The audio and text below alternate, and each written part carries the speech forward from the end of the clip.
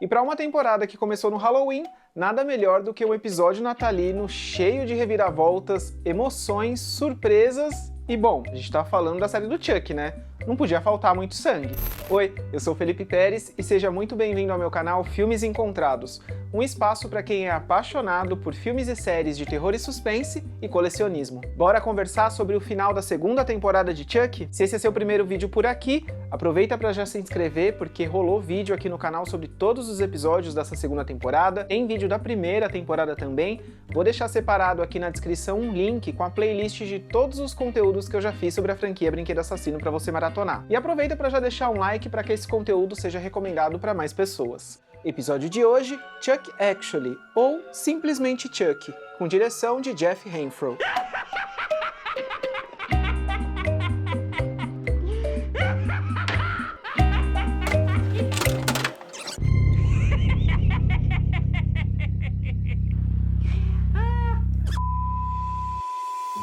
Esse season finale traz de volta o diretor Jeff Renfro, que também dirigiu o episódio que abriu essa segunda temporada, o Halloween 2, e um dos nomes que é acreditado no roteiro é o do próprio Don Mancini, o que já cria aí uma expectativa logo de cara. E apesar do episódio 7 ter aparentemente trazido alguns encerramentos, Don Mancini ainda tinha algumas surpresas guardadas para transformar esse episódio natalino em um grande momento na timeline da franquia. Isso porque, em geral, Mancini conseguiu ousar ainda mais depois de estabelecer bem os novos personagens na primeira temporada e retomar algumas pontas soltas da franquia que ele sempre teve vontade, como foi o caso da história de Glenn Glenda. Mas vamos por partes, né? Começando aí pelo gancho deixado pelo episódio anterior, com a doutora Mixter fugindo da escola católica e soltando uma risada macabra, deixando no ar de que talvez as coisas não tenham terminado como o pessoal tinha imaginado lá na escola. Em uma das primeiras reviravoltas desse season finale, descobrimos que Chuck trocou de lugar com a doutora antes que o Andy atirasse no boneco. Sendo assim, Chuck conseguiu escapar mais uma vez, enquanto a doutora morreu lá na escola.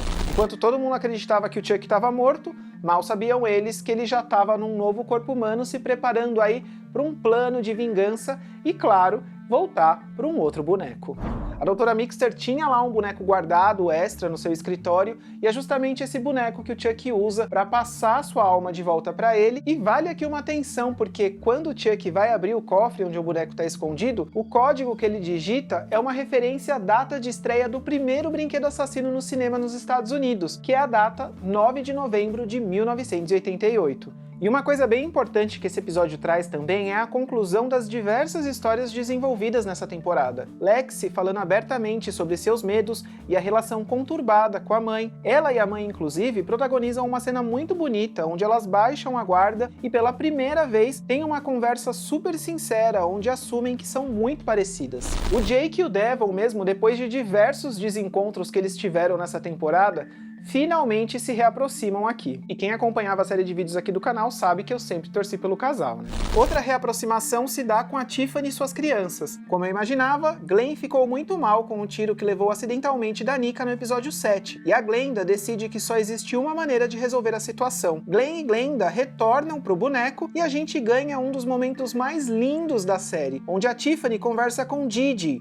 novo nome de Glenn Glenda. E é um momento bem emocionante mesmo, principalmente para quem gostou bastante de City of Chuck de 2004 e estava curtindo acompanhar essa história da segunda temporada, onde Glenn e Glenda estavam passando por alguns momentos bem confusos, tentando entender suas origens, onde se encaixava no mundo, né? Todo esse período aí conturbado da adolescência, e ver essa trama se concluindo com o nascimento aí de Didi nesse episódio final foi muito bonito. Todas essas referências familiares em clima natalino fazem muito sentido com a possível referência do título desse episódio, que é Chuck Actually, que me faz lembrar do filme natalino Love Actually, ou como recebeu o título aqui no Brasil de Simplesmente Amor, onde diversas histórias se cruzam e se concluem com diversos reencontros no final. Mas Chuck é uma série de terror, né? A gente tá lidando aqui com um slasher. Olha só quais foram os destaques pra mim desse episódio nesse quesito. Glenda cometendo um assassinato no hospital antes de transferir sua alma, alma, deixando sua mãe orgulhosa, Chuck matando a prefeita com uma serra elétrica em um momento extremamente sangrento e que já nasceu como um momento clássico da franquia e um dos momentos mais chocantes do episódio, com os adolescentes esfaqueando a Tiffany em uma cena totalmente inesperada. Eu fiquei em choque nessa hora porque eu realmente acreditei que talvez eles pudessem ir até o fim naquele momento, mas a gente tá falando da Tiffany, né? Uma das personagens mais icônicas aí da franquia. Não tinha como o desfecho dela ser aqui no final da segunda temporada. Até porque já até rolam uns boatos aí de que a Tiffany seria uma personagem super forte pra ter um spin-off, o que pra mim faz muito sentido. Eu ia amar assistir uma série sobre a Tiffany. Até porque em recentes entrevistas a Jennifer Tilly falou em como esse personagem é especial pra ela, porque na idade que ela tá agora é difícil conseguir papéis que sejam desafiadores, e a Tiffany pra ela tá sendo uma grande surpresa, porque à medida que os roteiros vão chegando, ela sempre se surpreende pra onde o Don Mancini leva a personagem, entregando pra ela cenas super dramáticas ou cenas mais violentas, que sempre fazem com que ela consiga entregar toda essa dedicação dela pra personagem. Ela e o Don Mancini são super amigos, né? E é muito legal ver esse resultado na tela, essa paixão deles por esse projeto.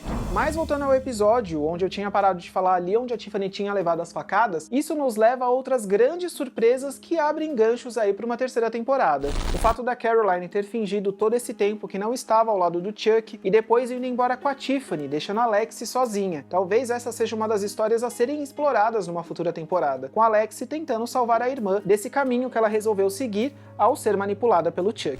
Lembrando que esse era um dos grandes planos do Chuck, que ele armou junto com a Doutora Mixter, de tentar fragilizar aqueles adolescentes, tirando as pessoas em quem eles mais confiavam. E não foi só o Júnior que acabou caindo nessa armadilha, né? A Caroline também acabou indo pelo mesmo caminho.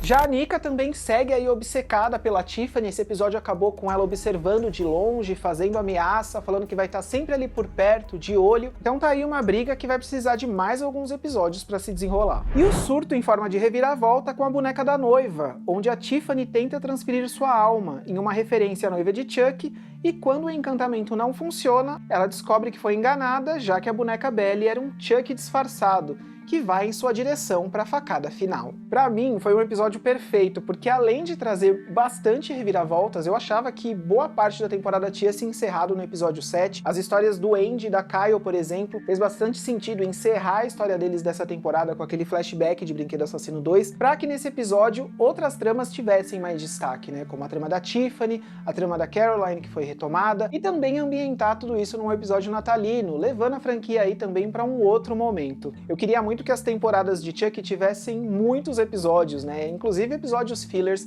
pra gente poder ter mais episódios temáticos, né? Foi bem legal que já teve episódio de Halloween, já teve o episódio lá do Murder Mystery da Jennifer Tilly, e agora um episódio natalino também, que foi bem legal. O Chuck até canta no final desse episódio, mas fica devendo aí um episódio musical numa futura temporada. E valeu bastante também pelos diversos encerramentos, né? Várias histórias que estavam sendo construídas, eu acho que foram bem finalizadas aqui, a aproximação do Jake e do Devon, teve alguns momentos bem legais envolvendo esses personagens, né, pelo fato da distância que eles tiveram, e eles foram confrontados nesse episódio com essa distância, mas que conseguiram resolver ali com uma boa conversa. E a Lexi, que também é uma das melhores personagens da série, teve todo um crescimento, acho que a personagem teve aí uma história bem diferente do que tinha rolado nos primeiros episódios lá do ano passado, a aproximação dela com a Nadine, que também foi uma personagem super especial nessa temporada, então acho que tudo o que aconteceu meio que trouxe ela para esse momento onde ela tá mais forte, com mais certeza de si mesma, e ela vai precisar disso também para conseguir salvar a irmã dela aí numa terceira temporada,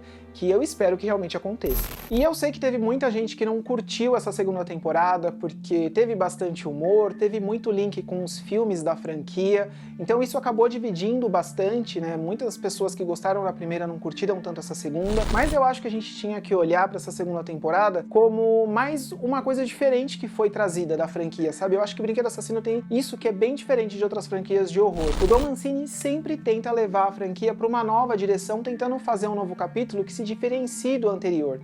A gente tem filmes aqui bem diferentes. Eu acho que quem curte aquela pegada de terror mais sério vai ter ali os 3 primeiros filmes da franquia para sempre rever. Depois tem aquela pegada com um pouco mais de humor, onde a franquia conseguiu se reinventar com A Noiva de Chuck. O Filho de Chuck de 2004 é um filme que eu acho que estava à frente do seu tempo, eu gosto demais, e é um filme que cada vez que eu revejo eu gosto mais ainda. Depois A Maldição, O Culto e agora a série. E apesar de sempre trazer referências e homenagens, nunca se repete e conta a mesma história, sempre trazendo aí diversas novidades. Espero de verdade que role uma terceira temporada, porque pra mim o Don Mancini tá num pico de criatividade e tem aí diversos ganchos bem interessantes para serem trabalhados em futuros episódios. E fora os boatos de crossovers também aí de diversas conversas que anda rolando. Mas me conta aqui nos comentários o que você achou do final dessa segunda temporada, se no geral você curtiu a temporada assim como eu, e confere se você tá inscrito para não perder os próximos conteúdos. Dá play também lá na playlist de Brinquedo Assassino para maratonar todos os vídeos e deixa um like aqui nesse vídeo para dar aquela força.